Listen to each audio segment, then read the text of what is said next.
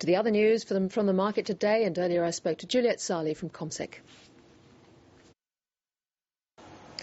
Juliette Saly, finally the market has broken that long run of outs. How convincing was the rally?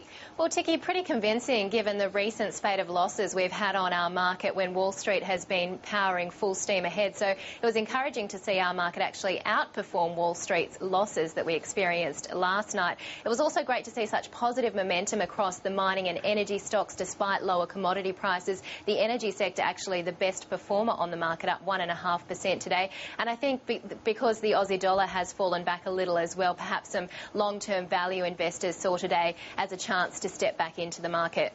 We heard earlier about National Australia Bank's bumper profits. What was the market's response?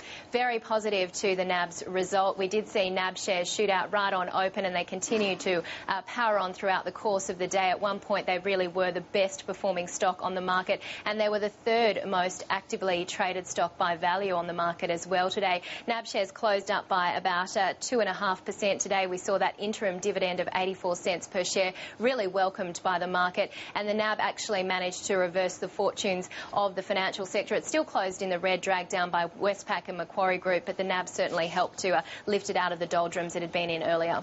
And I see Woodside Petroleum has announced an oil find in Western Australia. Is this a big deal?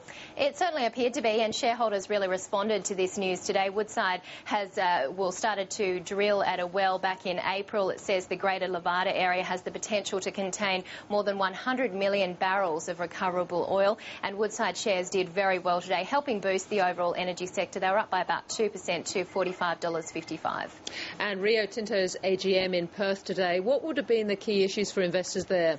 Well, I think what was important was that investors heard that Rio is not planning a takeover bid of aluminium giant Alcoa. We also heard from Rio saying that it's announced the recent Japanese earthquake has had minimal impact on its operations, and what was encouraging was that it said it may announce another buyback when the current buyback is complete, and shareholders always like to hear this piece of news. So a good day really for Rio shareholders, and Rio was certainly rewarded, up by about 1/3 of 1% today. Good to talk to you, Juliette Saly. Thanks for joining us. Thanks, Tikki.